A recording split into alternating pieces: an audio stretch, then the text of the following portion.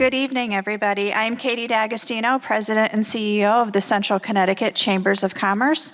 And on behalf of our Legislative Committee, I would like to thank you for joining us this evening. Tonight, you will have the opportunity to hear from the City of Bristol City Council and mayoral candidates as they address issues that impact the business community and residents of the city. Before we begin, I ask if you are able, please join me in the Pledge of Allegiance. I pledge allegiance to the flag of the United States of America and to the republic for which we stand, one nation, under God, indivisible, with liberty and justice for all. Thank you. I would like to extend a thank you to our sponsor, Webster Bank, as well as Bames Rockwell Theater for hosting us this evening. And a special thank you to Dan McCary, who assisted us in securing source interpreters to provide the American Sign Language interpreters for this evening's event. Additionally, not everyone is able to attend in person, so our friends from Nutmeg TV are filming this forum, which will air on Thursday, November 2nd at 8 p.m. and Sunday, November 5th at 8 p.m. The information can be found on the back of your programs in terms of when the replay will be. It is now my pleasure to turn the podium over to our moderator for this evening, Chamber Vice President of Marketing and Operations, Johnny Burnham. Johnny, the floor is yours. Thank you. I wasn't expecting an applause. That was something. All right, well, thank you, Katie, and thank you, everyone, again, for being here this evening. As you said, my name is Johnny Burnham. I'm the Vice President of Central Connecticut Chambers of Commerce, and I'm honored to be a part of what we believe is the best region in the state to do business, and it's also obviously a privilege to be here to moderate this evening. We have a lot to get to, so we'll get right into it. We're going to start with the City Council Forum, then move into the mayoral candidates. With that, please join me in welcoming the candidates for the City Council. As listed in your program, by district and alphabetically, let me introduce you to District 1, Democrat Kimberly Karen.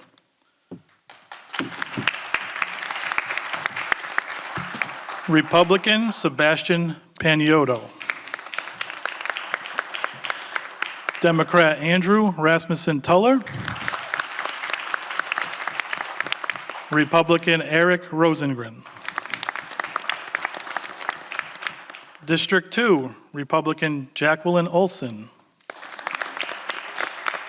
Democrat Morris Rippey Patton. Democrat Liz Salgado. Republican Susan Tyler. District 3, Democrat Mark Dickow. Republican Andrew Howe. Democrat David Landy. And Republican Cheryl Tebow. That's funny. We will ask the candidates a series of questions. All 4 candidates in a district will answer the same question. Keep in mind, this is a chamber-sponsored event, so the questions are generally business-related. Out of respect to all candidates, we ask that you hold your applause and comments. Please also, if you haven't already, put your cell phones on silent. We held a lottery earlier today to see which district would go first on the first question. Question 1 will be answered by all 12 candidates. Each candidate has 1 minute and 30 seconds to answer. They will receive a beep from our timekeeper with 30 seconds remaining. Once the 1:30 is up, we will move on to the next candidate. Before I forget, I'd like to extend a thank you to Christina Benvenuto from Bristol Health for serving as tonight's timekeeper. Thank you, Christina. It's important to note that the candidates have not been provided the questions in advance. The questions were chosen by the Chamber's Legislative Committee and include some of those submitted by the public. So we will begin with District 1. The first question, again, will go to all 12 candidates. We will begin with Kimberly Karen. We ask that you simply briefly introduce yourself and tell those in your district why they should vote for you. Kimberly. Thank you. Good evening, everyone. Thank you to everyone that came out tonight on this dreary, rainy first day of November. I'm Kim Karen, and I'm asking for your support in my run for City Council in the 1st District on Tuesday, November 7th. I'm a Bristol native who grew up in the 1st District on Sharon Street and then later on Nicholas Drive when I graduated from Bristol Eastern High School. After returning to the city in 2005 with my husband Bob and our family, I became active in the community, volunteering and serving on various local boards. I've served as the treasurer of a local organization that serves the homeless, as the vice chair of the city's Freedom of Information Advisory Board, in addition to serving on the board of a local not-for-profit dedicated to creating opportunities for families of modest income and enabling them to realize their dreams of home ownership. In addition, I have 30-plus years of experience in the legal, finance, and public utility sectors, which has provided me with a broad spectrum of knowledge to draw from if given the opportunity to serve as your city councilor. I've worked collaboratively with multiple stakeholders over the years to achieve business and community objectives with a track record of getting things done. As your city councilor, I'd like to delve into and work on identifying more ways to help families get the kind of help that they need to let their parents and grandparents age in place. Thank you, Kimberly. Thank you. Sebastian. Thank you again to the chamber and for all you coming out to hear what we have to say tonight. I'm Sebastian Paniotto. I'm one of your city council members in the 1st District. I recognize a lot of faces from working on neighborhood issues with a lot of you, smaller scale issues with public works and such, but I'm proud of my record on the council, working on large scale developments, downtown projects around town. We're bullish on the progress that's happened downtown in the last 2 years. Lots of folks are excited about what they've seen down there. But I always keep in mind that you're taxpayers, and I always keep that in mind when we're making the decisions that we're beholden to you. And I always have that in my mind when I'm making decisions on behalf of the city. I'm a member of the Economic Development Board of Directors, where we're looking to bring in new businesses and work with the businesses that we have and build on those relationships and grow, not just downtown, but around Bristol and all of our economic corridors.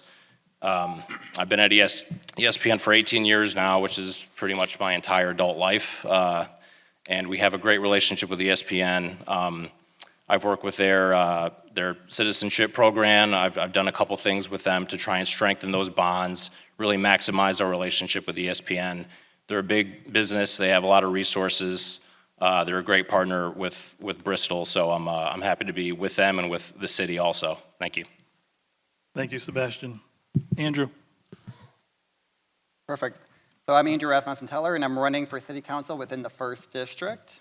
I have been a lifelong Bristol resident, and I have had the privilege to witness its growth and development.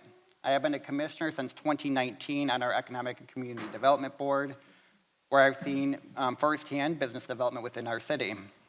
I am currently raising my 3 kids at the Edgewood neighborhood. A little bit about my educational background. I have a bachelor's degree from Post University in Human Resource Management, and I have a master's, I'm finishing my master's program at Quinnipiac University and will be done at the end of the year. This academic foundation is equipping me with the necessary skills and knowledge to contribute effectively to our community's growth and innovation. As a small business owner, operating a real estate brokerage on King Street, I have gained valuable insight into the challenges faced by our local economy. What truly drives me is my passion for serving the citizens of Bristol. I firmly believe in working collaboratively across party lines to make decisions that best serve the interests of our diverse community. I am committed to fostering inclusivity and ensuring every Bristol resident feels a sense of belonging and acceptance. If elected as your next city councilman, I will make sure I am readily available to listen to your concerns and needs. I vow to always prioritize Bristol's best interest, striving to create an environment where our residents can really thrive. Thank you. Thank you, Andrew. Eric. Hello, my name is Eric Rosengren. I was born and raised here in Bristol. I'm currently City Council for District 1. I'm on 8 different boards right now, not including City Council. I love to serve this community in all ways. I like to volunteer at the farmer's market, putting things together every Saturday morning. I try to be out there for the community, listen to the community, work with the people in my district and out of my district to solve problems. not just when they come up with a problem, we look for solutions to get these problems addressed quickly. I know that the Chamber of Commerce is the hub, really, of the business.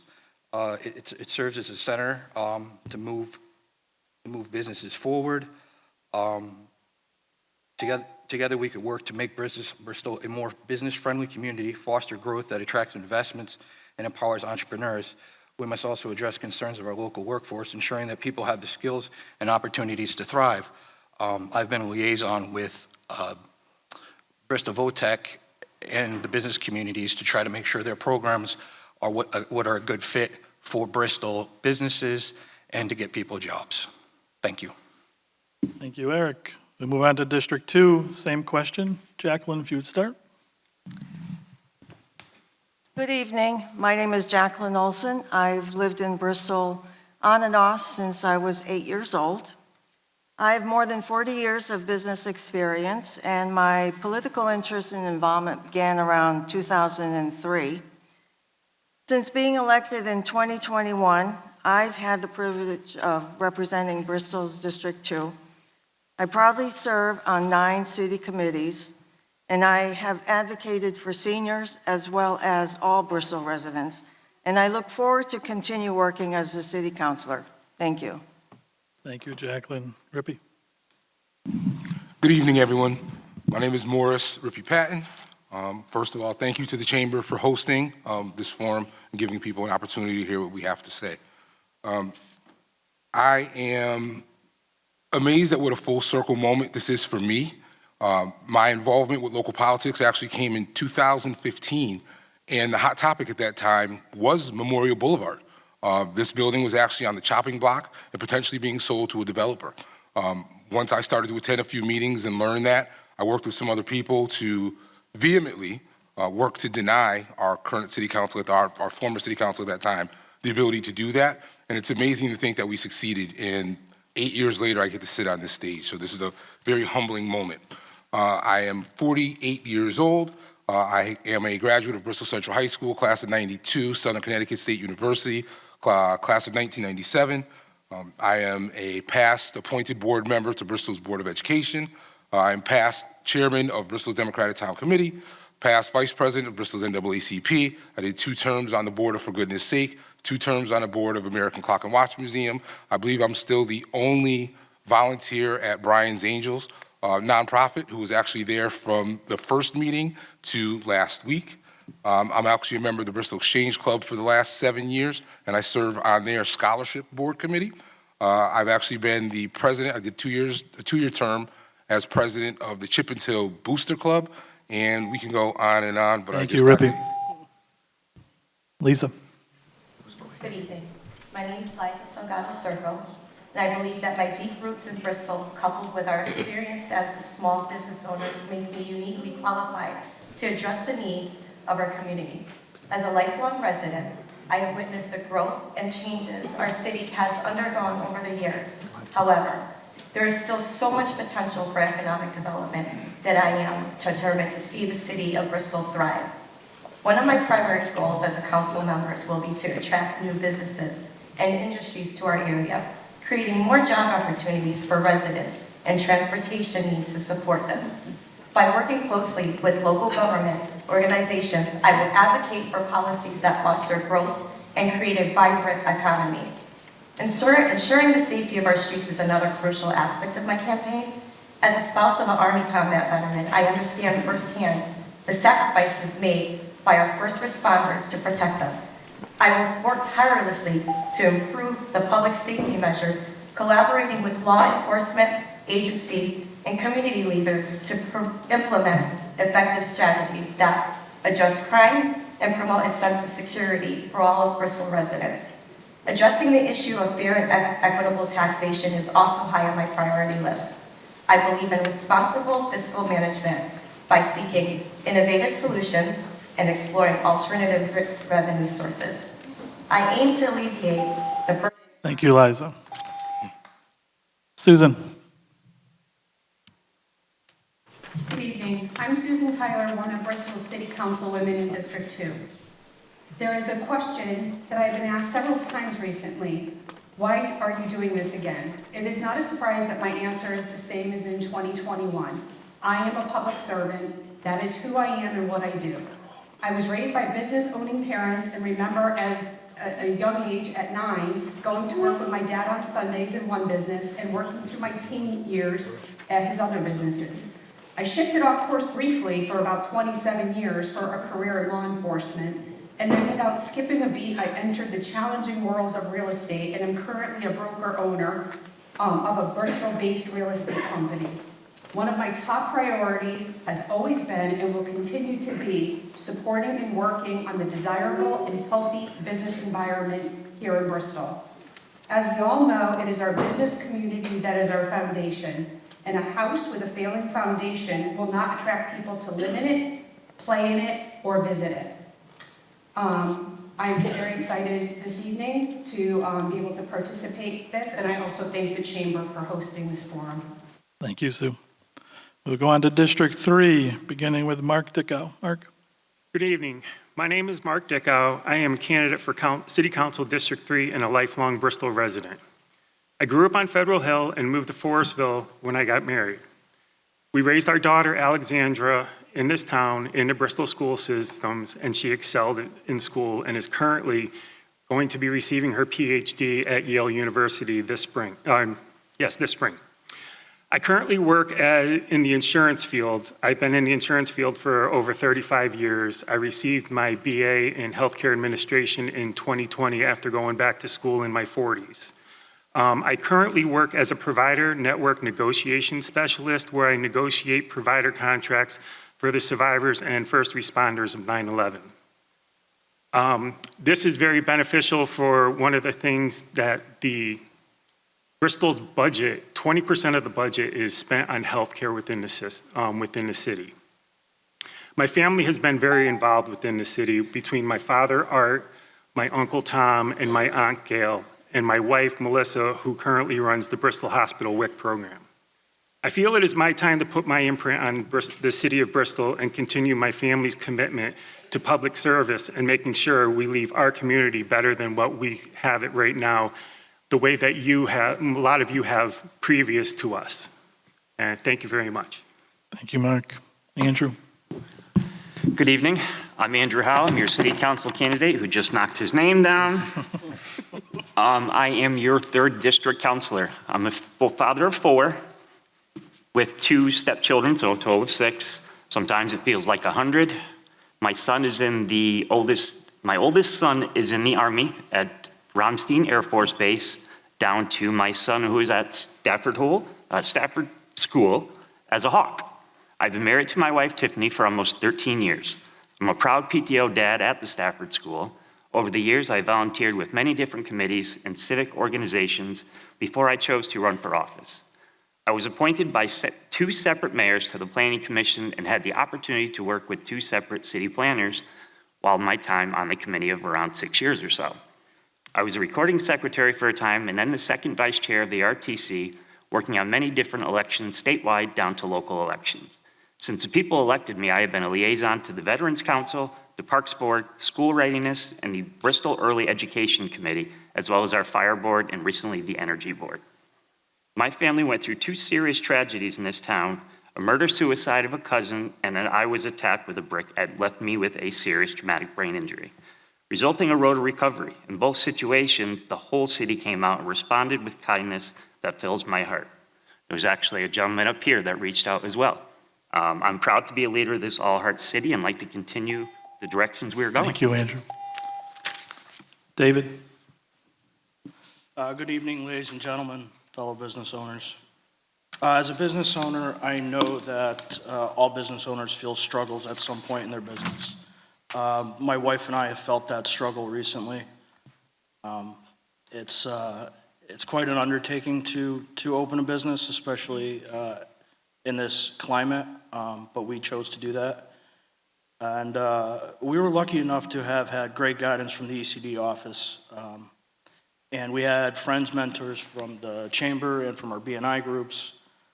And with that, we found funding we were able to do a full build-out and start our business in May of 2021, which is Bakery on Maple. My history is 20 years as a paramedic. I've seen hundreds of things going on. I think the most stressful is owning a business, though. So as a council member, I'm committed to helping businesses and supporting them through various partnerships with people like the Chamber. Thank you. Thank you, David. Cheryl. Yes, hello.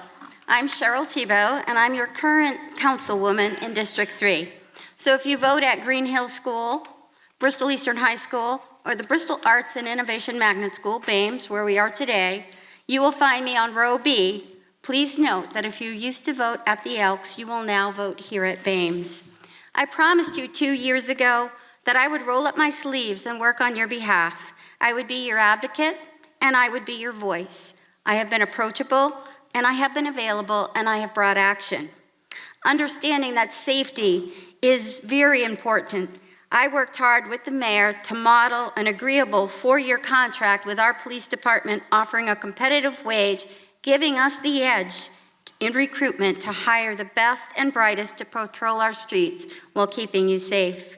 Knowing you have concerns about getting around town, our transportation committee is brainstorming ideas, putting together a survey to hear from you so we can offer local transportation options. Facilitating affordable housing options is my full-time job and something I'm passionate about and have expertise in. Many constituents have called upon me to helpfully solve individual issues.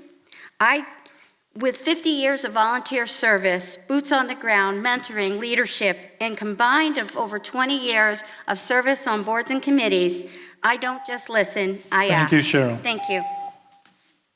We will move on. This question is for District 2. The voters of Bristol are the ones who put you in a position to make decisions on their behalf, decisions that impact their day-to-day lives. How do you plan to involve the residents in your district in that decision-making process? We'll begin with Rippy Patton. Certainly.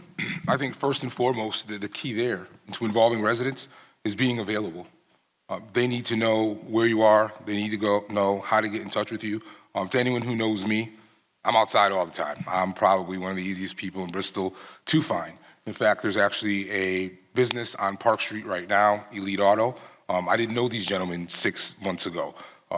Somehow someone gave them my card, they reached out, and I've probably gone to visit them at least once every other week since they first reached out. And what they've reached out is the fact that they have what they reached out about was the fact that they have a retaining wall that's falling into the river and it's starting to move some of their cars on their property.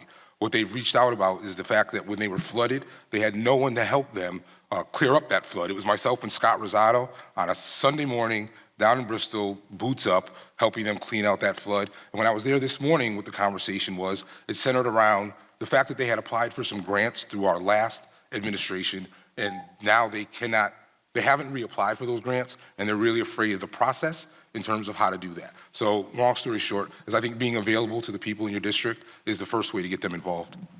Thank you, Rippy. Liza. My approach is to be transparent, being available, keeping lines of communication open.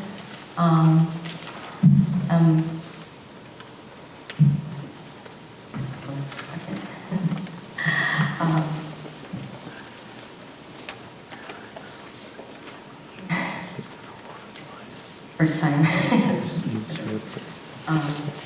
But yeah, my main part is just to be very transparent.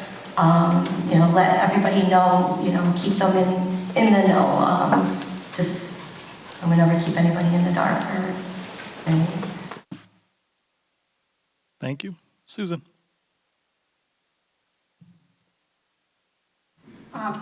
I think one of my biggest accomplishments and one of my goals coming into my first term, I kind of came up with the term yesterday of rebranding what the position of city councilor is. I've made it a goal to have all constituents know who I am, where I live, what my name is, have my contact information, and to be accessible to all. Myself and my partner Jackie, we worked really hard in the last 2 years to have a lot of community discussions, District 2 updates, and community meetings so that we were accessible to our constituents. I have an open door policy, as I do even in my own, personal, professional life, and,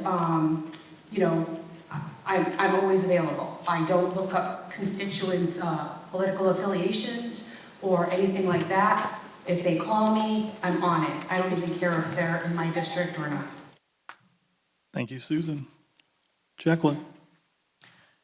Well, I got to say, I don't think the constituents in my district have any problems finding me because I get calls every day. But I do work very hard in solving all the issues that they have. And as soon as they call, that's one thing I take care of immediately. So I am always available for my constituents. And another thing that I do is I do send out a one-page newsletter every month to several people that are in my database, which is a growing way for, people to know how to find me, and has my name and Sue's name on there as well, and our email addresses and phone numbers. So that's what we do. Thank you. This question is for District 3, starting with Andrew Howe. What are the current strengths of the city, and how would you capitalize on those strengths? The current strengths of the city has got to be its council being there for everyone, for having our city remain close to their council persons. Can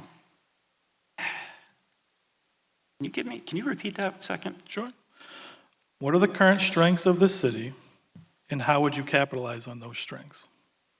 With the small business community coming into play, they're now coming into the brick and mortars. And that is going to be a huge strength for our downtown committee. All the buildings coming up with all the square footage for building retail space and things of that nature. It all boils into play with our mayor, all of our public heads of the department. Everybody seems to be happy. When we got in, we came to see what we could make better, what needed to be changed, and what can be alleviated. So everything is kind of been rolling into place for us. We are left in a good place, and all we're doing now is making it better. Thank you, Andrew. David Landy. I think some of the biggest strengths in Bristol are our communities and the people in them. We have a diverse population, and we are a caring community. Where I find that we don't have any strength right now is the poor leadership in City Hall. Currently, there are at least 7 department heads looking for letters of recommendation to leave. And that all stems from poor leadership right from the top. So if we want to build on those strengths, we want to build our communities out, we want to be available to people and businesses, and not just for ribbon cuttings. Thank you, David. Cheryl. Yes, thank you. We have so many strengths in this city, and everybody knows I'm a finance person after being 15 years on the Board of Finance, and our finances are strong. Our bond ratings were recently affirmed. We brought them up a few years ago, and each year, based on the experience and leadership and the way we run our city, they're reaffirmed. We have some fantastic manufacturing here. We have Technology Park that's home for over 30 businesses and has over 1,000 employees. Bomber just began operations at their temporary relocation, and they're going to construct a new business, okay? We have manufacturing grants. We have technical assistance grants. We also have a lot of small businesses. The mayor has recently said over 500 small businesses have started here in Bristol. Some right here. We have Real Cafe with their second location, All-Star Weddings, Bristol Scoops, Creative Jam. They're taking up space in brick and mortar, and even if they're operating in their home, they're still a legitimate business, and they feel Bristol is the place to go. Connecticut has gone from number 38 to 31 in business growth, but Bristol, I can tell you, is far ahead, and we're there poised to make it a reality and get us a walkable, playable downtown, and we're strong because of that. Thank you. Thank you, Cheryl. Mark. I feel that some of our current strength is, as Andrew said, is downtown. It is growing. which has been being built over the last 4 to 6 years, not just in the last 2, which a lot of people have been saying. Almost every single contract was started with the previous administration for all the buildings that are going up downtown, which is going to bring in a lot of taxes, which is going to benefit the city. We have ESPN, we have the Clock Museum, we have Lake Compounds. I mean, that brings a lot of people into Bristol, and it builds, helps us build this city. One of the things that we almost, in the downtown that we almost lost was Wheeler Clinic.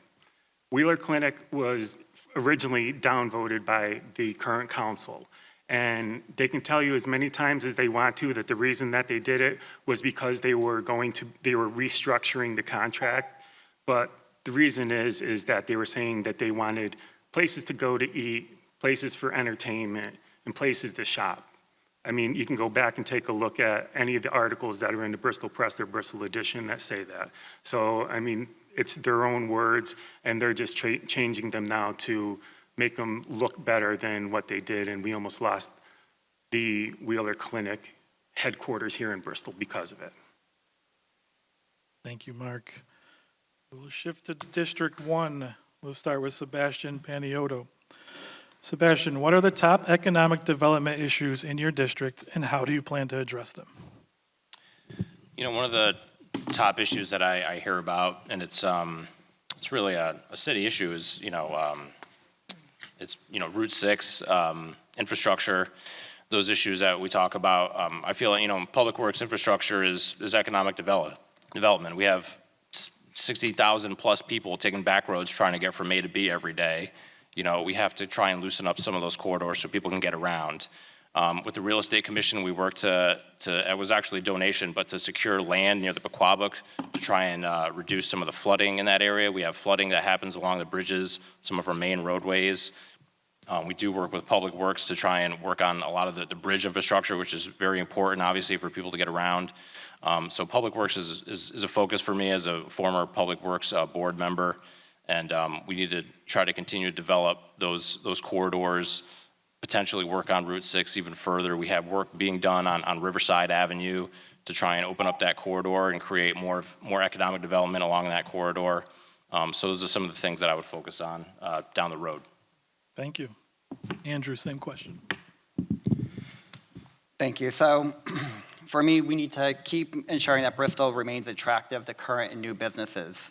So I serve on the Economic Community Development Board. I've been on that board since 2019. On our board, as Cheryl mentioned, we have a bunch of great grant programs that we offer our new businesses. But we also need to ensure that existing businesses have something that they can rely on. So there will be a low-interest loan program that will be starting to come available. So I think that's going to be great for our existing and new businesses to kind of take advantage of and apply for. Also, when we look at ARPA, our prior Democratic administration created a great task force, and they put some great people on that. Currently, we have about $500,000 remaining in ARPA funds. What we really should do with that is we should be looking at allocating this to maybe Bristol Health, for an instance, because as we know, our hospital systems are struggling. We have a great community hospital, and we need to ensure that we're standing up and protecting them. So maintaining a community hospital and their services that they offer to our community is critical. They were the first stakeholder also in our downtown development, and they have over 1,600 employees right here in Bristol, so we need to ensure that we're supporting them as well. We also need to make sure that we're continually having a pipeline of projects that we're helping to grow our economic development. So it's great to kind of bring them to the finish line, but we also need to make sure Andrew. that... Sure. Eric. One thing that I've been hearing a lot when I'm out in the communities and talking to business owners is workforce. We have a lot of people, but what we need to do is make sure that they're trained for the jobs in the community so these people can grow their businesses and just expand businesses. Currently, what we've done so far, and this isn't just in my district, this is all over the place in Bristol. We approved a culinary program for both Bristol Eastern and Bristol Central High School. The Tech Ed School just added a new healthcare program, and we have some new Bristol Works. If you've never heard of Bristol Works, it's a community, it's a community, it's a place where you can go, and if you're from the community, from Bristol, it's free for training. So they have early childhood education, IT, healthcare, and manufacturing. So what I'm trying to do is connect the dots and have people that are looking for jobs or to change their jobs in the changing, Bristol is changing, have them in the right places so they can get re-educated and trained and get the jobs that they want and the jobs that are available here in this community. Thank you. Thank you, Eric. Kimberly. So, thank you. So, I'm not sure how much more I can add because they've made some great comments, but to just follow up a little bit on what Andrew was talking about with the addition of a lot of small retail businesses that we see being added, especially along Route 6.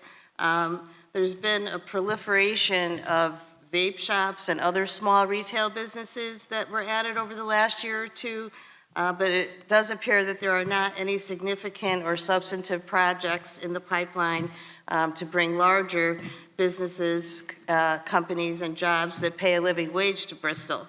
While small business is the backbone of America, I think we need to bring jobs to Bristol that can support a living wage. That's crucial, especially for single-parent families who don't receive any financial support outside of their wages. Single parents working 40 hours a week shouldn't have to work additional jobs to support their families and pay sitters who also don't earn a living wage to raise their children, in my view. And to follow up a little bit on what Mark said, in addition to the Wheeler Clinic project that was almost lost, the medical marijuana business on Route 6 was also in jeopardy. Thankfully, we were able to keep those businesses with the redeveloped plan. Thank you, Kimberly. Thank you. We'll move back over to District 2. We'll begin with Liza Salgado. When you hear about something that concerns you in the city, what steps would you take to see that that concern is resolved? First off, we need to focus our efforts on the young children in our community that are disconnected from education and jobs, which results in financial insecurity, higher crime rates, and homelessness. We need to create awareness through public-private partnerships with the Chambers, Bristol Works, and other disconnected young people who have the potential to fill gaps. But employers must first be convinced of their potential and be brought on board. These young people need to be systematically identified, connected to existing opportunities, then comprehensively supported to be successful. Thank you. Thank you. Susan Tyler. Sure. Yep. When you hear about something that concerns you in the city, what steps would you take to see that that concern is resolved? Okay. This is a perfect question for me. I kind of approach any problem the way I used to handle all of my police investigations.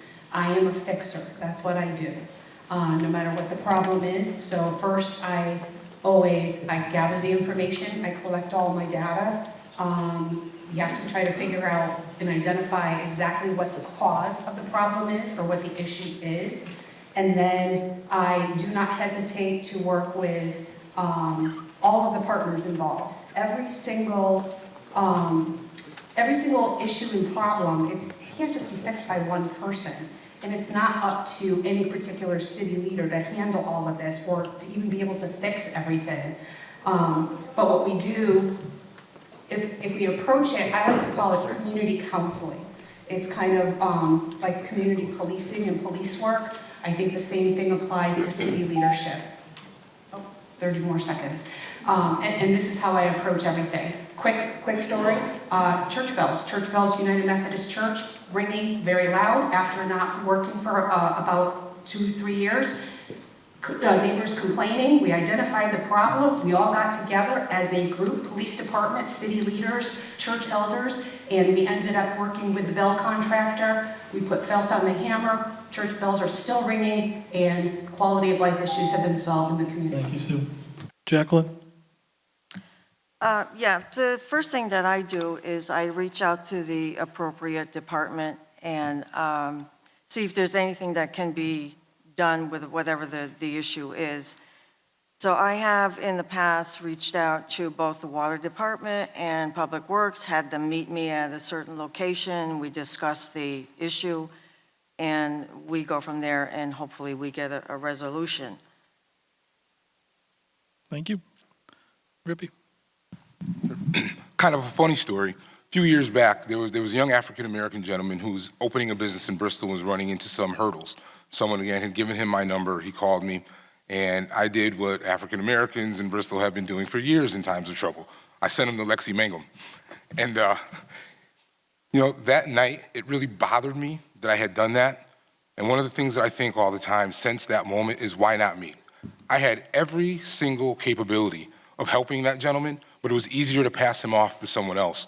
And I really haven't been able to reconcile that in my brain since then. So now I want to be that point person that people call. Case in point, last week, to go back to the same well with Elite Auto, last week they found that they had a small leak in a water line that they wanted to fix. They asked me to give the people I knew at the water department a quick call for some instruction. They needed the water to be turned off for a short duration of time. They did that. When they asked for the water to be turned back on, they couldn't turn it back on because they hadn't gone through all the proper processes. In the meantime, 4 days, these hourly employees did not work. Myself and Scott Rosado worked together on Friday. We made some phone calls. Monday, they were back to work and their water was back on. Thank you. District 3, your question is, what are the key fiscal issues facing the city in the next 2 years, and how do you plan to address those issues while keeping taxes stable and predictable? Begin with David Landy. Yeah, thank you.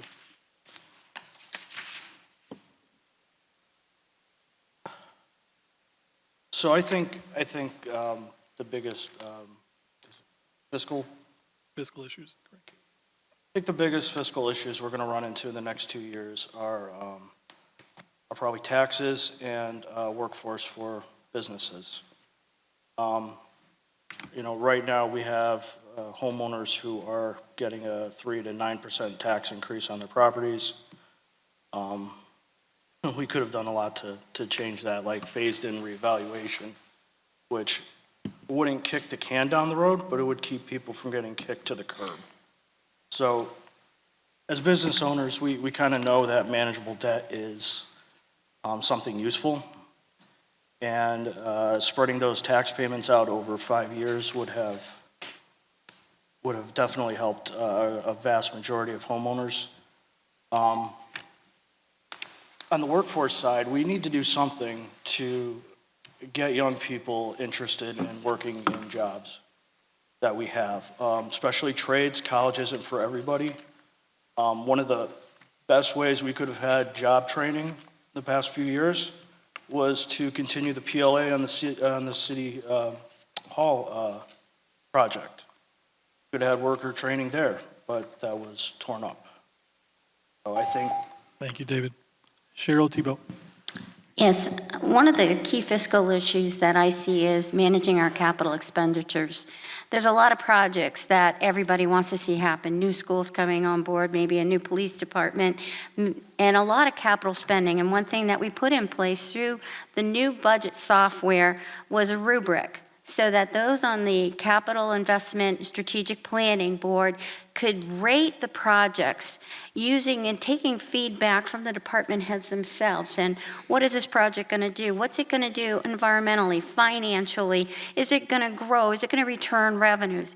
Because what we need to do is spend our money wisely and put it where it works for the taxpayers. Fortunately, we have a very solid Board of Finance, and they have some great policies that limit how much we can go into debt service, and I'm very thankful for that. I did serve 15 years on Board of Finance, 5 as the chairwoman. But this rubric is going to allow us to select the projects that make the best sense. Another thing we just did is buy an asset management system. This will allow us to put in all the data of all the buildings, all the equipment, and rate them, see the periodic maintenance, so that we know beforehand that something might be suspect and might need replacing. But we really have to watch that capital spending and our debt in the future. Thank you. Thank you. Mark.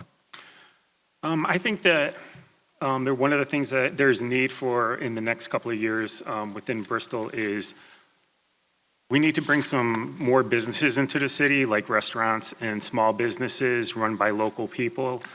Just in Forestville alone, over the past 2 years, we've lost 3 restaurants, which were San Gennaro's, 150 Central, and Maryland's. I mean, if you go into the center of Forestville right now, there's a package store, there's a vape shop, there's a Cumberland Farms, and then there's a dog groomer.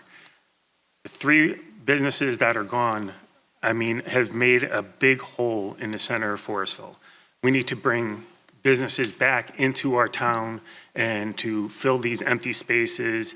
It's not just in Forestville. I mean, that's just one of the areas that we need additional help. And with bringing in additional businesses, it'll bring in also additional taxes for the city, which will help keep the community taxes down.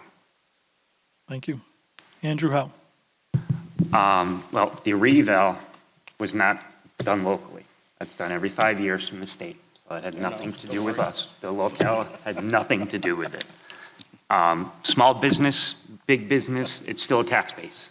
They're still a tax-paying citizen. The intricacies of economic development, taxes, business environment, employment, workforce development are unfortunately entangled into the realm of local politics. Decisions made by local policymakers could shape the trajectory of this region's growth, propelling it forward or holding it back. It's imperative for us on the local political landscape to prioritize the long-term interests of the community over short-term gains, fostering an environment for transparent accountability and collaboration. Thank you, Andrew. Move on to District 1. We'll begin with Andrew Rasmussen Tuller. In your role as a city councilor, what will you do to promote job growth within the city of Bristol? All right, thank you for that question. So for me, we need to really focus our efforts on the young people within our community. So we have a young population that are disconnected from education and jobs, which result in financial insecurities, can also create higher crime rates and homelessness. There was a recent study from CCM that states 1 in 5 Connecticut young people was disconnected at a risk in 2001 through 2002. And in Bristol, that number is between 20 and 30%. This study calculated the economic opportunity for Connecticut if it can help these young people get back on track. Support would help fill a large portion of the state's 90,000 unfilled jobs and improve the state fiscal status by $650 million annually in the form of added tax revenue and reduced spending on government services. We need to create awareness through public-private partnership with the Chamber, Bristol Works, Tunxus, and others. Disconnected young people have a potential to fill gaps, but employers must first be convinced of their potential and be brought on board. These young people need to be systemically identified, connected to existing opportunities, then comprehensively supported to be successful. Thank you. Thank you, Andrew. Eric? What I think we need to do is continue to upgrade our infrastructure with our utility partners to make sure we can meet the demands for water, sewer, electrical, natural gas. We're also working to get more state and federal monies for traffic issues, road issues, to make the city more attractive to businesses. There's a lot of projects out there for the city. There's a lot of money out there for the cities. And what we're doing now with some of that money is trying to ease the traffic in some of our higher traffic areas. The other part is workforce housing. If we don't have enough people in town to work these jobs and these businesses, the businesses won't come. We have the Carrier Project will be over 100 new apartments, along with another new project that's going to be on Main Street, where it's going to be work-live apartments, and it will share parking with the Hope Street parking garage. Downtown, there will be a total of somewhere in the neighborhood of 180 new apartments. The other big part is crime. If you have high crime in the city, people don't want to come. So the Bristol Police Department has been working at a deficit. They just took on 9 new hires and working to hire more officers because they're understaffed. This year, the City Council and the Mayor have given the police force a 14.1 pay increase for over the next 4 years. that help retain some of the officers from looking elsewhere, in other cities. We also have to hold criminals more accountable. Thank you, and Eric. give more power back to law enforcement. Kimberly, Can you just restate the question for me, please? in your role as a city councilor, what will you do to promote job growth in the city of Bristol? So to promote job growth, I think we definitely, I'll just say that I think Sebastian and Andrew have made some important points there, but certainly Route 6 with the retail and commercial development, look at how we can open up those corridors, how we can improve the traffic flow so that people can get, to the businesses that they want to frequent easily. The other things that we can do, I think, look at some of the incentives that we offer to businesses to come to town and look at what we can improve there. What else can we do? I think, especially with the one Route 6 business that I'm concerned about, the one that was started, I think it was going to be an oil change place, and now it looks as if that's kind of fallen through the cracks. I'm not sure what happened there, but it looks like it was permitted, and now the project can't move forward because of DEEP, so I'd like to know what happened there. But retention, and recruitment is something that certainly is critical to business development, and I think we need to assist businesses more in the recruitment side. And once they are here, we need, how do we help them stay here? And I think that's something that we've not, especially with the case of Associated Spring, when they closed, we didn't do a good job at showing them any support. Thank you for the question. Yeah, I think we are doing, I don't want to undervalue Bristol Works. We have, 4 really key areas of early childhood education and manufacturing and IT, healthcare, that we're actively bringing in residents that's targeted to the needs of the employers in the city of what they need. We're educating them, we're getting them up to speed, and we're employing them in the city, which is such a great program. We're looking to sustain that long term, year over year. We have a 160% increase in new business starts in 2021, 2022 compared to 2018, 2019, and that's the COVID year 2020 aside. There's energy in the city. We have hundreds of new apartments, as Eric mentioned, coming up online downtown. We have the Wheeler Clinic. The Riverside corridor is coming online, North Main Street, Main Street. There's a lot of energy. There's a positive vibe. Those are good things. So this administration is actively doing that. We're doing a great job. We're working well with businesses, nonprofits also.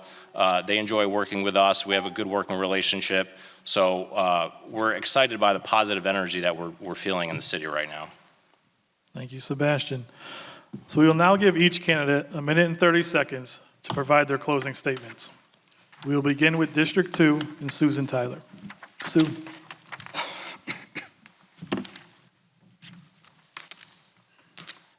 I want to start by, again, thanking the Chamber. I am a proud Central Connecticut Chamber of Commerce member, and I know every single day what they do in our community. I think I just kind of want to re-emphasize, I think our team, our administration, has done a phenomenal job in the last 2 years. And it is, the city is moving in a positive direction. Outside of my role as a city leader, I am in the trenches every single day selling Bristol as a real estate broker. And the positivity and the hopefulness that is in motion right now, it is being seen by people who live here in Bristol, people who want to move to Bristol, and people who want to bring businesses to Bristol. Have we done everything perfectly? No, but we are doing a really good job, and I'm very proud of that. Just to kind of recap, the business community is, again, the foundation. My assignments that I've been working on, code enforcement, police commission, real estate committee, ordinance committee, and all of that just kind of wraps around the image and the desirability of making Bristol the place to be, to live, to work, to play. Thank you, Sue. Jacqueline Olson. Yes, we are moving Bristol forward in a positive direction. So I am honored to have been in service on this city council. So, and for one reason or another, people have reached out, and I genuinely enjoyed working for all of the people that elected me back in 2021. So what makes Bristol the all-heart city is the people. It's not the city, it's the people. Thank you. Thank you. Rippy Patton. And again, thank you to the chamber as well. I think one of the places I'd like to really take this conversation as an elected official here in Bristol is really around vision. In my 8 years being involved in local politics, I've heard a lot about what Bristol has been. I hear a lot about what Bristol is, but I have yet to hear anyone lay out a vision for what they want Bristol to look like 5, 10 years from now. I want to be able to lay a foundation for my daughter to have something to come back to and to know what that is. What are we creating? We talk about leadership, so what qualities do you need in a leader? You need someone who has a clear destination and people following them there. I don't see that right now. I see us the vape shops, the Dollar Generals, the liquor stores, all those things technically qualify as economic development. But is that the economic development that we want now? Is that the economic development that we're hinging our future on? I would think it's not. Every year in the scholarship interviews that we do, we interview 10 of the best kids in Bristol schools. And every year we ask the same question. Once you're done with college, are you coming back to Bristol? And those blank faces say it all. Come back to what? Let's put a city council together that gives them that what. Thank you. Thank you. Please hold your applause. Liza Salgado. Above all, I want to emphasize my commitment to the people of Bristol. Transcends any barriers of age, sex, sexual orientation, color, or religious beliefs. If elected, I promise to be transparent and accessible, ensuring that the voices of all residents are heard and represented. I will actively engage with the community and our businesses to connect people to jobs and to ensure that all businesses are receiving all possible program and business assistance available to them to be successful. I also will be hosting regular town hall meetings and listening sessions to understand the concerns and aspirations of my district, which has so many different dynamics, from Chippens Hill to West End to Cedar Lake, downtown, and South Mountain. My goal is to represent you all. Thank you. Thank you. We go on to District 3, beginning with Cheryl Thibault. Yes, again, like everybody else, we thank the Chamber for hosting this event, but I also want to congratulate everybody on this stage tonight because you have a desire and a passion to serve the city, and I thank you for putting your foot forward. And because it takes a lot of bravery to be up here sometimes, doesn't it, guys? But words aren't enough. Sometimes we hear, when I'm elected, I will, blah, blah, blah, blah, blah. You have a choice. You can choose a candidate, for many of us, that has already shown commitment, service, action, and passion. I have, as I mentioned, over 50 years volunteer experience from serving even on the chamber board for several years, and my committee brought us the Pequabic Duck Race. I've served on the YMCA board before. I've served on many organizations, Scout Leader, Youth Leader, PTA, every officer. So there's volunteerism there, but I also serve the city. Mayor Stortz had asked me to be on my first committee, and as I mentioned, ending up on the Board of Finance. So look for somebody with service, look for somebody with commitment. I should be at the City Arts and Culture meeting right now, but I'm here with you, and we had a wonderful weekend volunteering to bring an event and a show here in this theater. There's a lot to do here in Bristol. I'm excited to be here, and I'm excited to serve you again for the next 2 years. Thank you. I'm on row B. Vote for Cheryl. Thank you, Cheryl. Mark. I would also like to thank the Chamber for this opportunity. In closing, I'd just like to say that public service is very important, and I would very much look forward to serving the city of Bristol. I've previously been volunteers with my church, with the schools, as well as a volunteer and player in the Bristol Slow Pitch Softball League and in the Parks Department. And recently, I've been well, not really currently, but I have been from time to time volunteering at the Bristol Hospital WIC program. I want to make Bristol a place where everyone feels welcome. I want our park system a place where everyone can go, no matter what their disability or ability is. I want to be an advocate for mental health awareness and opioid prevention. I also want to make sure that our tax dollars are invested wisely. If given the chance to be your city councilor from District 3, I will work tirelessly for each and every person, no matter their race, religion, disability, sexual orientation, or gender identity. Thank you, and I hope that I can earn your vote on November 7th. Thank you, Mark. Andrew Howe. Well, when I meet people at different events at the doors, one of the most frequent questions I get is, are you enjoying your time in office? And my answer is generally all the same, that I love the residents of District 3 and the entire city of Bristol as a whole. I smile knowing that I was in the right place at the right time to share my talents that have helped bring us to where we are today. We have been on a path of making Bristol better, and I would love to continue this council's progress. Experience matters, and in city government, some of us on this stage have gained a lot of knowledge throughout our years of public service, some others have not.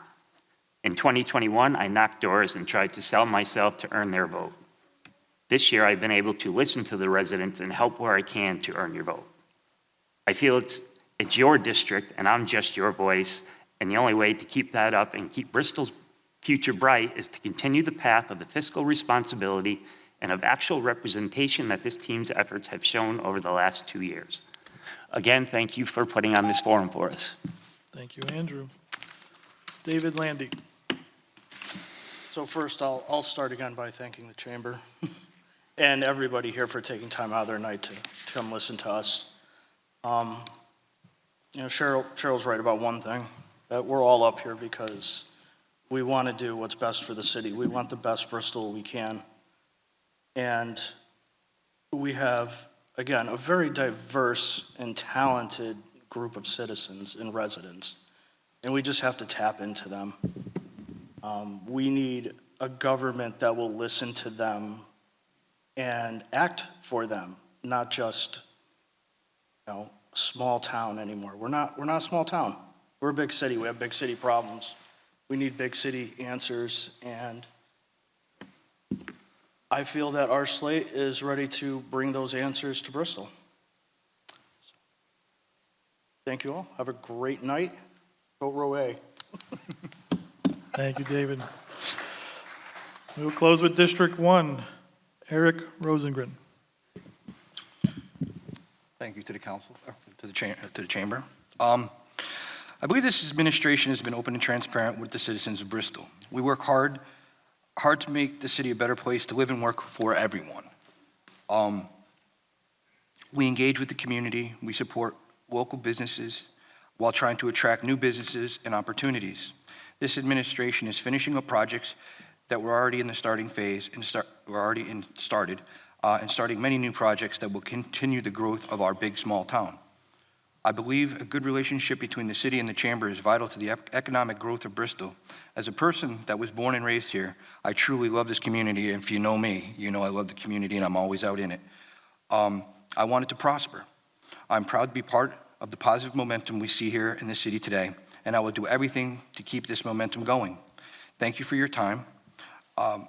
Thank you for your time tonight. It was a pleasure doing my best to answer your questions, and let's keep Bristol moving in the right direction. So you'll see, if you vote at Mountain View, Edgewood, Northeast, you'll see my name on row B. Thank you, Walt. Thank you, Eric. Kimberly Karen. Thank you, and thank you to the chamber. If there's anything I want you to take away from tonight's debate, it's this.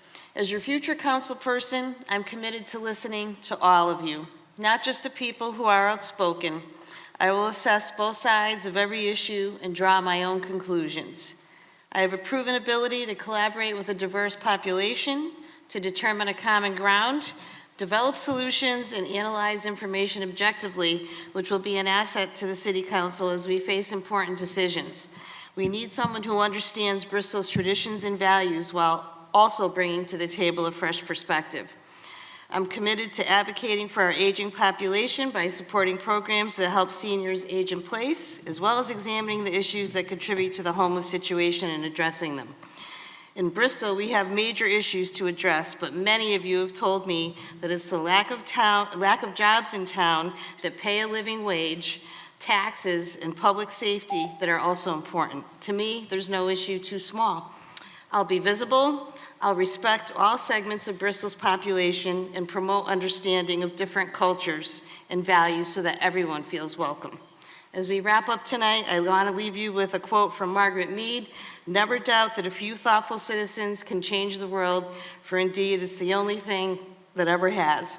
Your vote makes a difference and your opinion matters. I respectfully ask for your vote and look forward to serving you. Together, we will make Kim. Bristol even better. Sebastian Paniotto. Thank you again, and thanks for all of you for coming out and being civically engaged. My last point I just want to make is, and we do this as a council and with the mayor, we're focused on kind of the three-legged stool of the community here with our nonprofits, our business community, and the residents. We have transparent, open conversations. Our meetings are not a formality as they have been in the past. We have those discussions in front of you. We have open discussion. Wheeler is an example. And we're open and accessible to all of you. I've had meetings with folks regarding business developments, regarding city developments. We're open and we're accessible to all of you. We tend to govern with an open hand, I say. We have great leadership that starts at the top. It's about people, really. Mayor Jeff knows that. He's not beyond calling us when we're sick, making sure we're okay, checking in on us on the holidays. I tend to forget those things between my full-time job and working with the city. There's a lot going on in my life, and it's busy. And Mayor Jeff does a great job to check in on people, and that trickles down to the rest of City Hall. We care about everyone in the city. We want to make sure that the development continues for the next 2 years. We have a lot of energy, a lot of success happening. We want to keep on getting those wins. Wins beget wins. I ask for your vote on November 7th, and thank you for coming out. Thank you. Andrew Rasmussen Tuller. Thank you. So first off, I want to thank the Chamber for hosting this event. I'm also a Chamber member. So as your hopefully next City Councilman, I will be committed to work towards the goal of building Bristol into a flourishing community for everyone, our seniors, our children, families, and businesses. Our city already boasts an exceptional educational system, world-class parks, and a solid foundation for growth. Now, we must continue this momentum by focusing on several key areas. First and foremost, we need to foster economic growth by attracting new businesses to our local economy. Second, community services should be expanded and improved to better serve our residents. And most importantly, we must cultivate a culture of acceptance and understanding, recognizing that we all are unique individuals. By embracing our differences, we can strengthen our community bonds. If elected as your next City Councilman, I am committed to prioritizing these efforts and taking a firm stance against any racism and hate in all forms.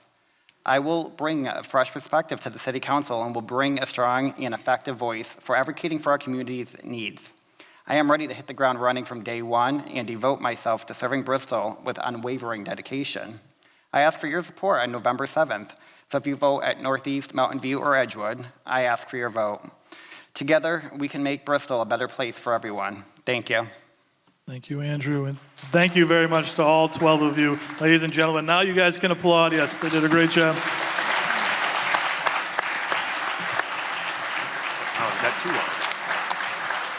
So at this time, we'll take a short 10-minute break to set up for the mayoral debate. So stretch your legs if you need to, and we will be right back. Thank you. So welcome back, everybody. We will now move on to the mayoral portion of the evening. Please join me in welcoming incumbent Mayor Jeff Caggiano, Republican, and Democratic candidate Scott Rosado. Thank you, Jeff. Thank you, Scott, both for taking part. Thank you. The order of who will give their comments first to open up the night was determined by a coin flip earlier today. Scott Rosado will give his opening statement first, followed by Jeff Caggiano. Mr. Caggiano will answer the next question first, followed by Mr. Rosado. We will continue to alternate the order through the remainder of the forum. The format is as follows. The first candidate will be given 2 minutes to answer the question, followed by the second candidate having 2 minutes to answer. The candidate who went first will then have the option to provide a 30-second rebuttal. They can choose to decline the rebuttal. There will be no rebuttal in the opening statements or closing statements. Timing is the same as the City Council forum. The candidates will be giving a warning with 30 seconds remaining, and we will move on precisely when the 2 minutes is up. We ask that you please hold any applause to the end of the forum. The questions have not been provided to the candidates in advance, and they do include questions submitted by the public. With that, let's begin. Scott Rosado, you have 2 minutes for your opening remarks. Thank you. My name is Scott Rosado, and I'm honored to be here this evening. For those of you who may not know me, I lived in Bristol all my life and was raised by my mother, a single parent of 3 children on welfare, living in low-income housing projects. I graduated from Bristol Central in 1992, and after graduation, I served in the United States Navy. After receiving an honorable discharge, I returned home to care for my ailing mother and run our family business, M&R Home Care. I grew the business from 50 employees to over 700 employees, and my mother eventually passed away in 1999 at the age of 48. Fast forward 35 years later, her legacy remains to this day. In 2016, we opened Primo Press, a screen print and embroidery business, which is located on Riverside Avenue, as you enter your way to the heart of our downtown Bristol. I was an elected member of the City Council for 3 years and served on many boards and commissions, including Police, Parks, Youth, and Veterans Council. During my time on the council, we were the team that created most of the projects you see being constructed downtown today. I was also instrumental in the development of Bristol's first Diversity Council and Opioid Task Force.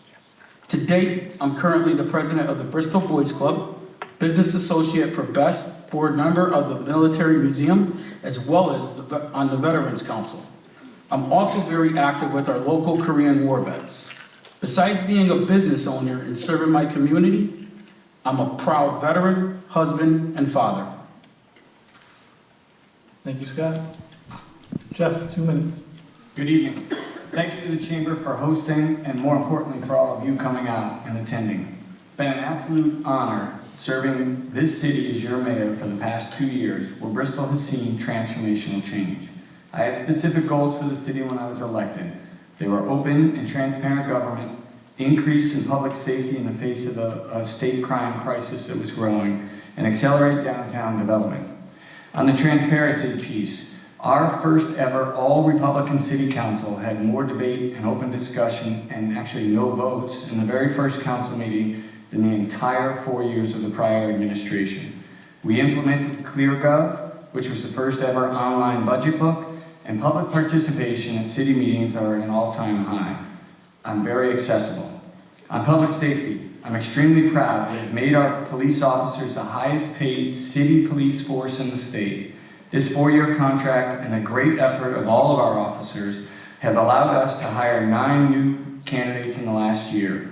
We also settled all 4 city union contracts in a manner that is fair for both the city and for our employees. We have empowered city employees, and they do perform very well, and I'm confident that City Hall is working for you. In 1961, the city took federal dollars under urban renewal, and under our leadership and with great efforts, we have seen, according to the Hartford Current, the hottest municipal construction season in 62 years. And you've already heard about the Secretary of State's office reports. Bristol is now averaging 542 new business starts in 21 and 22. It's a 160% increase.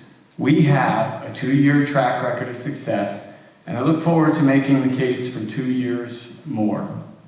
Thank you. Thank you, Jeff. So we will start this question with you, Jeff. What are your top economic development priorities for the city of Bristol? Great question for me to start. I get to talk about some of these projects that are ongoing. And quite honestly, when I came into office, we knew that we needed to grow downtown and we needed to change the direction that has happened over the last 62 years. So I think we have to finish the downtown projects that we started and accelerate all of the work in and around downtown. So we have a goal to get 3,000 new people to live in and around the downtown area. At my last count, we have 134 apartments in Center Square alone that are being developed, and those need to be completed, obviously. But then we need to look at the neighborhoods in and around in that walkable area from downtown, like the West End, which is undergoing state reconstruction. We need to make sure that we finish the Sessions project, which is currently being cleaned right now, thanks to a state DECD grant. And once that's cleaned, we'll add 50 to 60 new workforce housing projects in there, apartments. Those apartments are for people that are regular workers. We have 2 or 3 other projects that are coming up. One is the PKL Enterprises project on City Square Parcel 10, which was a project that fell apart right across from Pint and Plate.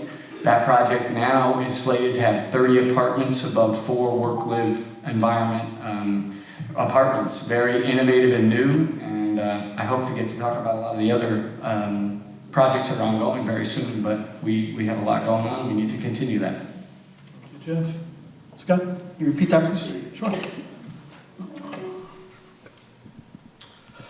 What are your top economic development priorities for the city of Bristol?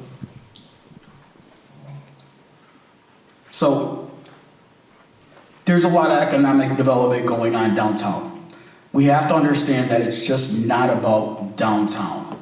We have many other core gates inside our areas of the city of Bristol. We have to focus on some of the resources that our city can benefit from, okay? We have a disconnect with workforce, right? We talked about this earlier, the 20 to 30%. We have to really support the workforce development. We have to support those places like Tunxus, Bristol Works, the Bristol Tech Schools. We have to support our hospitals that take care of our community. Without that, we don't have much going on. So in regards to that, we also have to make sure that, yes, we see a lot of the housing going on, but what did we do for the affordable housing? There's a lot of questions there. Why didn't we set aside a couple houses, apartments to help litigate some of our issues that we're having now? So, in essence, we will take care of a few things. Later on, you will see my vision and what my plan is, and we'll go from there. Yeah. Jeff, if you would like 30 seconds? Sure, I would love 30 seconds. I think I'll focus on the fact that we have projects in and around downtown as well. Riverside Avenue and downtown, we have 3 minority businesses that opened up in the last year, from Rooster's Chicken and Waffles. It's going to be opening up. We have the Stop and Buy that is now open on Riverside Avenue. We have Elaborate, which is a wedding planning studio that opened downtown. So we are focusing in and around that area. We have Chipotle and Starbucks, and I've said this before. Thank you, Jeff. Sorry. Scott, beginning with you. While the Board of Education has direct control over the education system, the city provides the funding through tax dollars. What is your current evaluation of the Bristol education system, and what is your vision for the future? Well, I think that, if I'm currently looking at the Board of Education system, it's one of the biggest tax dollars that we have to pay to give out. So right now, supporting our education is crucial. Looking at the Board of Ed and the makeup of where it's at now, I don't think that they're working in a very bipartisan manner. I think that, actually, no, they are. I'm sorry, I rephrase that. They are working in a very bipartisan manner, but the appointment of Jen Van Gorder has created a lot of adversity within the board. We have to appoint strong leaders who are going to be the people in charge of making the decisions of our kids for the future development of them.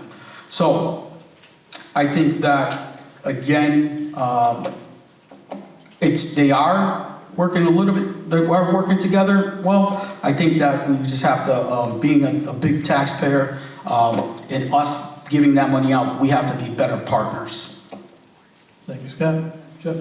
I served on the Board of Ed for 4 years and have a very good working relationship with our current superintendent who was there when I was serving on the Board of Education. I think I know the Board of Education very well after my 4 years being there, and I think the things that they're most concerned about are being fully funded, and we've had very good budget negotiations with them in the 2 years that I've been there. So they did get an increased budget, we've reserved money for them, and I think they have a good plan. But I think I mainly need to talk to the citizens of Bristol to say we are a city, and in our district reference group that looks at us as other like cities, we are one or two in every single performance category. So this is a great place to get an education, great new school that we're in here, and I'm proud of that. The other thing that is very important about the educational system here in Bristol is it certainly punches above its weight class, because we've gotten awards for gold ribbon schools recently, and we are one of the best attended schools in the state, which is one of those big focus that you might have been hearing about on the news. So kudos to our Board of Education employees, and I'm from a line of teachers. We do a great job in this city educating our kids, and it's one of the reasons that people do come to Bristol. Scott, you can rebuttal if you'd like. Yeah, I do agree. The school system is pretty well. However, businesses do look at your education system, and I gotta say that we have to be a better voice for our teachers, our peers. We have to really roll up our sleeves and start opening that line of communication with them if we want to make sure that we strive for greatness in the future. So, Thank you. Next question, Jeff. There's ongoing concern on a local, state, and national level regarding continued underfunding of social and public health programs such as suicide prevention, obesity, environmental health threats, mental health issues, homelessness, addiction services, etc. What role would you play in advocating your support at the state level to make sure these programs are properly funded to help those here in Bristol? Yeah, I do think it's a major issue, and I think the first thing I have to start from a chamber question in economic development is I am the reason that Wheeler Clinic is in our downtown area, and one of my biggest arguments on that is that we have a mental health crisis, and people shouldn't be relying on the old stigma that mental health isn't a illness. Much like a physical illness, it needs to be addressed. I think I am the only mayor in the state who has been outwardly outspoken about mental health crisis and working on it. And just as one other example of something that I'm working on right now is the opioid settlement committee funds from our lawsuits on the state level against the opioid companies has about $600 million total funded. We get a small portion, and each city and state gets 15%. But there's $510 million out there, and I'm working with other leaders like Mayor Neil O'Leary from the city of Waterbury. He happens to be a Democrat, but he has former police experience. And we already have with Wheeler and them a proposal in to go ahead and get funding so that we can do live-in substance abuse programs. I've been very active in the homeless task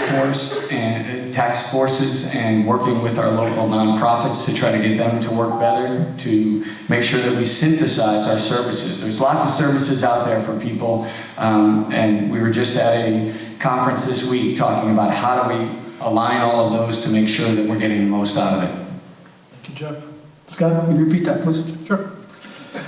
There's ongoing concern on a local, state, and national level regarding continued underfunding of social and public health programs such as suicide prevention, obesity, environmental health threats, homelessness, mental health services, addiction services, etc. What role would you play in advocating for your support at the state level to make sure these programs are properly funded to help those in Bristol? well, first off, we identify that those are a lot of our city issues. Those are a big concern with a lot of residents. We will definitely have to roll up our sleeves and advocate for them at the city level with our state legislators, and get up there and speak, especially with, the representatives from the St. Vincent de Paul shelters, the Agape houses, and those that service those individuals. I will tell you this, that, we have 69 people sleeping and homeless right now. We have the highest eviction rates that's ever happened last month. It was about 17. And those were due to case management, basically simple case management. We have to focus on some of that in interior areas with the companies that are monitoring that. So, those were basically evictions because their paperwork wasn't in on time. And that's just the sad reality. We are not taking the time to give to our clients. Question is, do we have the resources to give it to them? That's one question, right?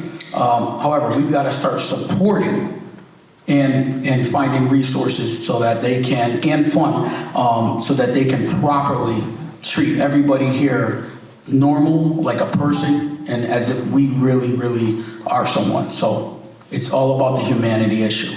Again, the voting no to Wheeler. We've got that Bristol hospital downtown. These are concerning decisions that you have to make. As leaders, you have to jump right in. You have to identify them, and you have to bring everything together. So that's one thing that I'm very important on. I will tell you this. Bringing stigma to Hispanic Heritage Celebration isn't cool. Thank you, Scott. Jeff, if you'd like to rebuttal. 30 seconds that just came into my mind. So, other things that we've done that I think have been very helpful from an economic standpoint is the ARPA task force that was together when I inherited it. We did move that forward very quickly for a grant program. We gave $750,000 to St. Vincent de Paul and $350,000 to Prudence Crandall to beef up those services here locally, and we need to continue to support them when we have dollars. We don't have many dollars on the city level, typically. Thank you. This question will be answered first by Scott Rosado. Small businesses continue to be the heart of the business scene in the city. Why, specifically, should small business owners support your campaign? Scott. Well, first off, as a business owner, I can tell you, I know what the struggles are.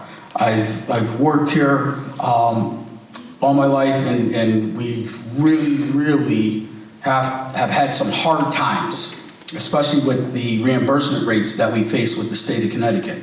So I will tell you this. We really need to focus on small business because, you know what? They're the stability, right? They're what we need here. We have to have sound fiscal policies, and we have to make sure they have balanced budgets. I will tell you that, we have to streamline the permit process and eliminate some of the burdens that owners have when starting the business in Bristol. We have to create incentives. It's just not about the tax breaks and abatements. It's about how we embrace the partnerships within our community. The labor workforce that trains individuals so that these individuals can work for our small businesses within our community.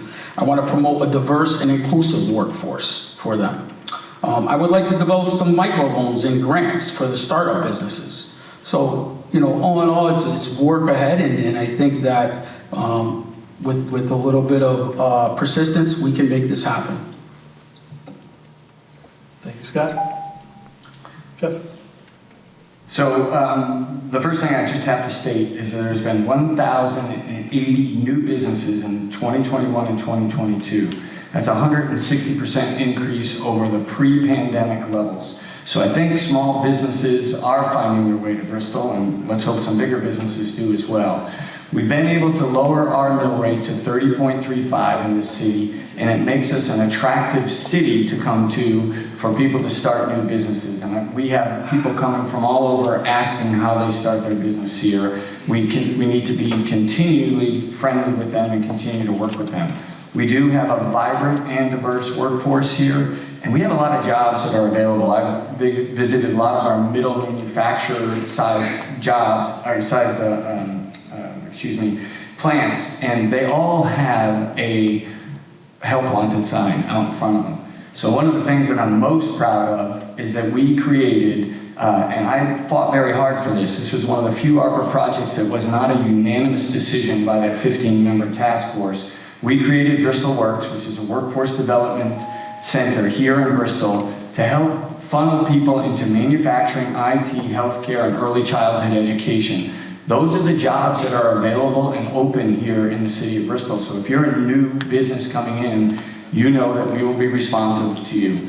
That program will morph and change based on the job development that we need, and we need to continue to fight for those local businesses. The last quick thing, and I think I have time for it, is that through ECD, we are working on a loan program instead of just a grant program for small new businesses, because we found that these businesses don't have good credit, and so they would love to have a loan program because they don't have matching funds for our matching grant program. So that's a great step forward for small businesses.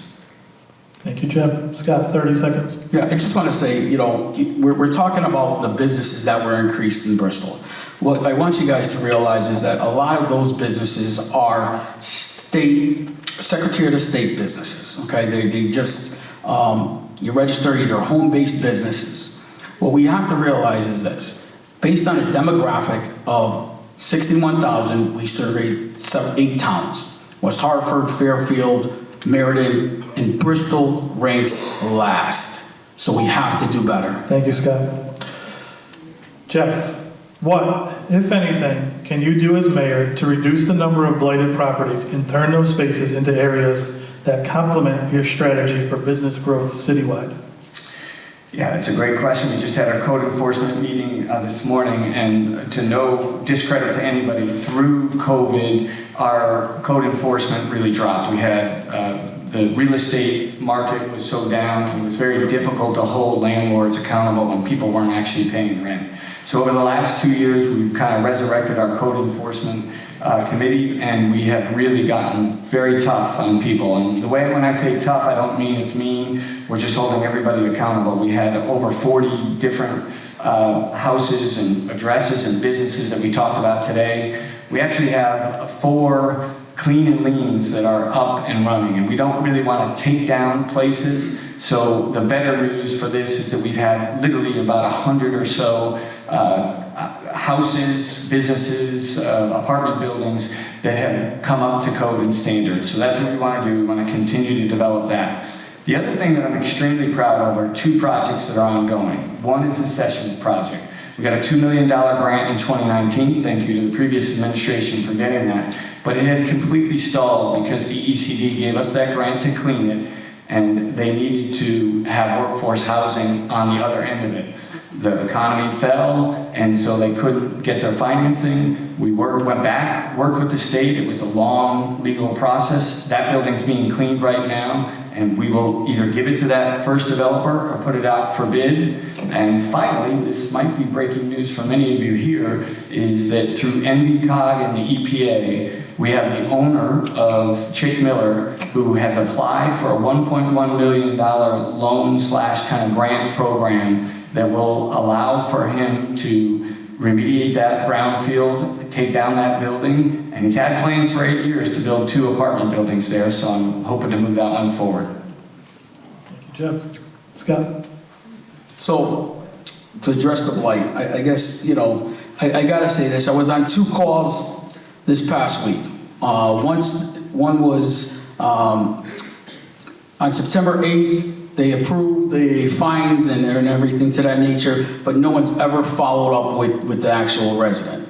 We have to have better communication with the community and let them know what is actually going on. I will share this. You know, we talk about the 2 things that you just mentioned, the Sessions brownfield remediation, but you know what? That's over budget. That's over budget right now, and it's not going to get done anytime soon. The Chick Miller, I was walking doors and everyone was saying, what are you going to do about the Chick Miller place? And I was excited to say, yeah, I'm listening to Jeff, I'm taking all his advice, and guess what? I'm telling them it's coming down. They got a plan. Everything's in works. Well, guess what? That project is tied in litigation between 2 business partners. That isn't coming out anytime soon. So if you guys got hopes on seeing Chick Miller come down, think again. there's a big thing about transparency, and I'm very big on that. So please, stop selling the community a load of bull. Thank you, Scott. Please hold your applause. 30 seconds. I think I have to respond to just the Chick Miller thing, just to state very clearly for everybody how that works, and I'm a little short on that, is the owner, there is a dispute, a legal dispute, it's been ongoing. The owner has been pushing off the city of Bristol for 8 years, not even just the previous administration. But they literally are using it as a laydown space for the state reconstruction of 69 and 72. So that owner had to verify that and had to allow the state to do that as getting paid. And he applied for the grant, not me. Thank you, Jeff. Please hold your applause. Our final question before we get to our closing statements, answered by Scott Rosato first.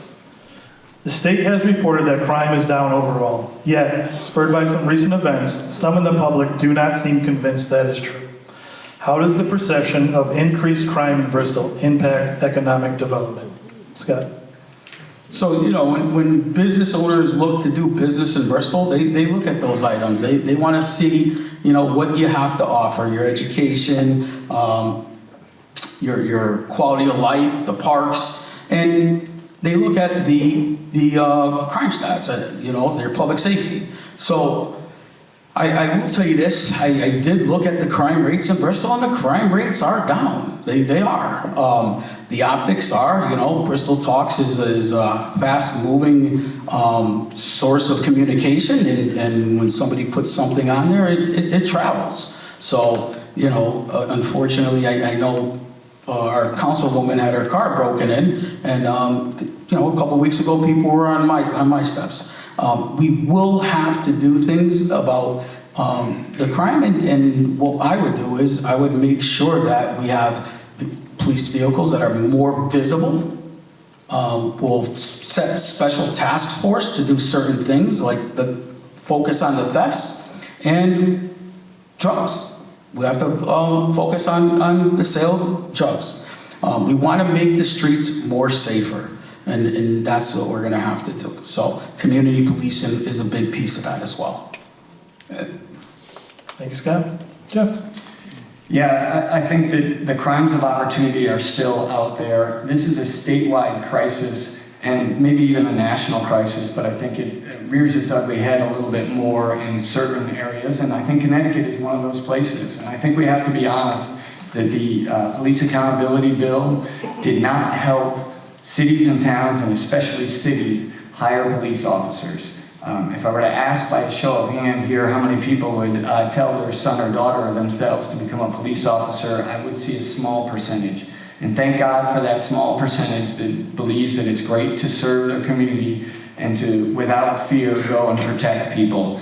Over the past year, I have gained a very, very tight relationship with our police force, which is why I'm sure they endorsed me. We have a group that was starting undermanned and women, so that they were down below their target number of 121 when I was elected. We unfortunately had a terrible crisis on October 12th, and the prediction was that we were going to lose 10 to 15 more officers. We gave our police officers a 4-year contract extension with 14.1% raise over those 4 years, and it has pretty much retained everybody that we expected to retain. We did have some regular retirements, but generally we didn't lose the people that we thought we were going to lose. And I'm extremely proud to say that we have 9 hired, and we have one of the largest lists of prospective officers that's still lined up, that we should get up to full force within the next year. So policing is all about having the manpower or woman power to do it. We have a great police force. I have confidence in them that they will help against this. But I think if you all want to get something done, you should talk to your state legislators, and not so much your state legislators here, because I think we're a very strong police community, but those in the other communities in this state that are really devaluing police. Thank you, Jeff. Scott, 30 seconds. I also had the opportunity to serve on the police board. I will tell you this, that yes, the recruitment rate was down. I said that, you know, we had an issue with recruitment. People try to say no, but we do. You are up to about 121 now. But You didn't bring them up there. We were always there. It's just people coming back from work and those new hires kind of help. We do have to support the mental health. Thank you, Scott. Each candidate will now have 2 minutes to provide their closing remarks. There will be no rebuttals. Jeff, 2 minutes, please begin. I'm very proud of what we've been able to accomplish in the last 2 years. A couple other projects, because this is economic and development and chamber things that we didn't really get to talk about. We talked about Bristol Works. We didn't talk about Bristol Bazaar, which is a great new business in town. Yellow King Brewery is coming in there as well. That was completely funded by ARPA. Both of those projects were started and completed within the time frame that we were elected. Hope Street Garage is coming. We now have a commitment from not only SIF, which is a $6.8 million grant, but also the state of Connecticut to spend up to $12 million to completely do the streetscape and the roadway from the Sessions Building all the way to Rockwell Park. The other thing that we are now committed to with the $320,000 grant from DEEP is to make a bike trail or a community access trail all the way along that corridor. This is going to bring businesses in. This is going to allow the city to grow, and this is what people have asked for: a live, work, play environment. My goal is to get 3,000 new people to live in and around downtown, and those projects are going to definitely get us there. I should also mention that we have Firehouse number 3 that is in design and development. That was a project that was funded maybe a couple of administrations ago, but unfortunately we didn't have the land for it. We purchased the land, and that is going to get built in the next couple of years. I already mentioned Parcel 10, but the Funk and Eagle buildings, which are historic buildings on Main Street, are now being redeveloped, and that was a deal that we worked with Bristol Health to help them out on their financing. You know, we have worked hard to manage local government, and we're doing it extremely well. I'm Jeff Caggiano. I ask for your support on November 7th to continue that positive momentum that we've seen in Bristol. Thank you. Thank you, Jeff.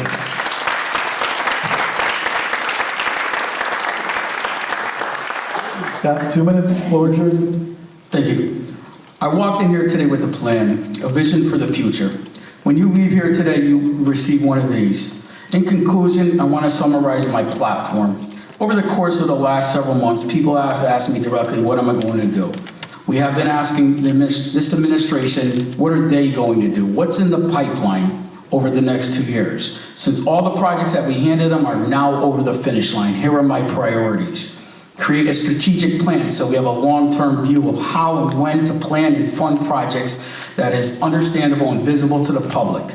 Create relationships with Bristol Hospital and manufacturers, since they represent a lot of local jobs, to see what they need to sustain themselves. Work with the Board of Education to fund efforts to reduce this 20 to 30% number of displaced at-risk youth.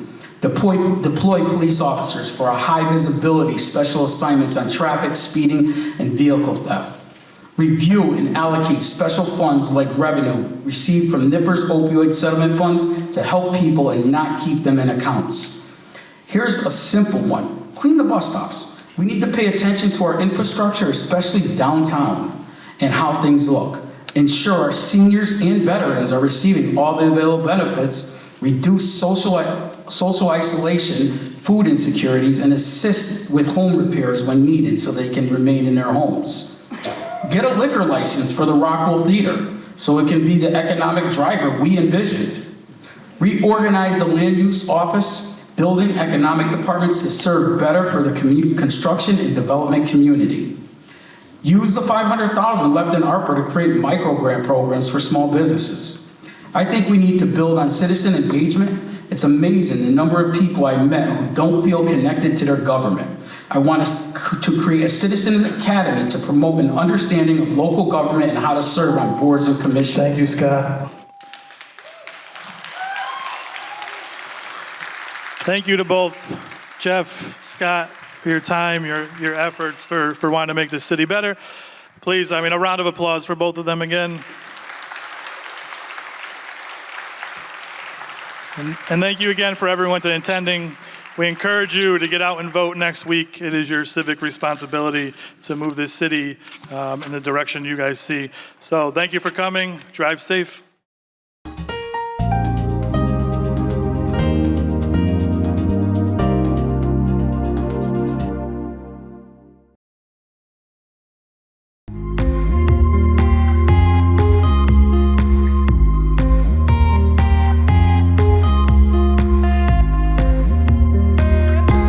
host, Kurt Barwis. Today, I have a very special guest, Dr. Andrew Lynn. Hello, and welcome to another episode of the Veterans Corner. My name's Chuck Wooden. Decision for ourselves for this week, if we want to be made well. Hi, welcome to the crack of dawn. It's Dawn Lombardi. I'm starting the painting. It's going to be the cliffs with some water. Love it. He took me on the sets of Lost in Space, Batman. Everybody has a story. What's yours? Until next time.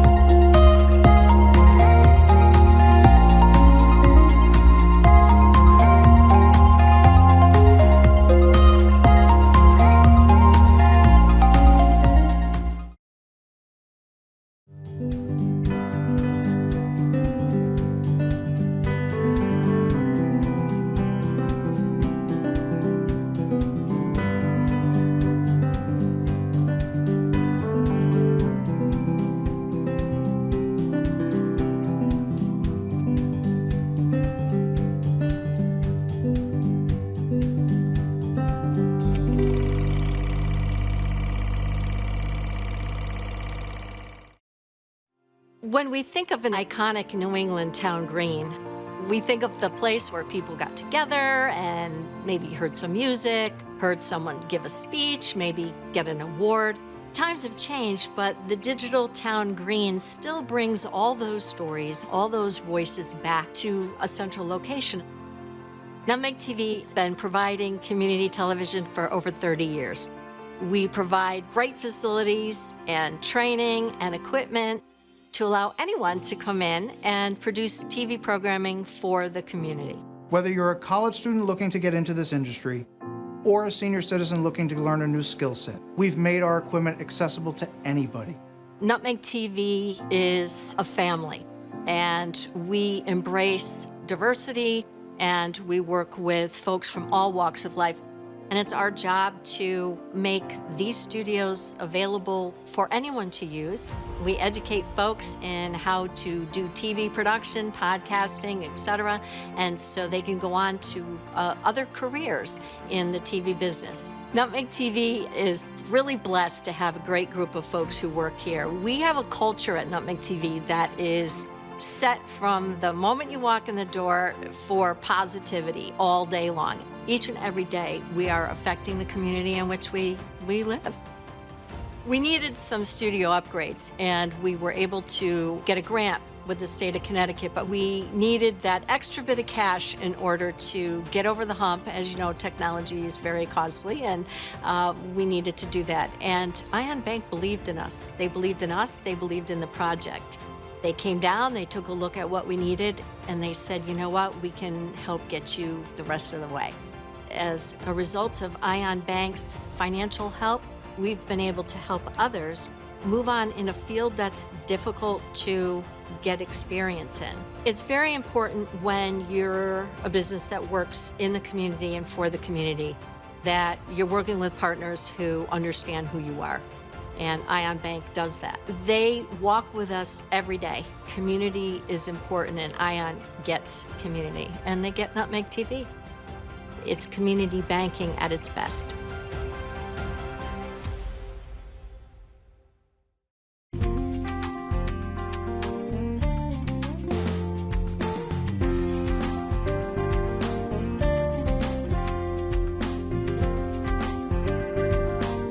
Follow us on Instagram at nutmeg.tv. The Saybrook Fish House in Canton has been serving fresh seafood, chicken, and steak entrees for 34 years, offering 3 cozy dining room settings, a newly renovated pub with craft beer, wine by the glass, specialty cocktails, and a lighter fare menu. Open for lunch and dinner 7 days a week. Reservations accepted for parties of 2 to 42, and gift certificates are also available. The Saybrook Fish House, nestled at the crossroads of Route 44, 202, and 179 in Canton.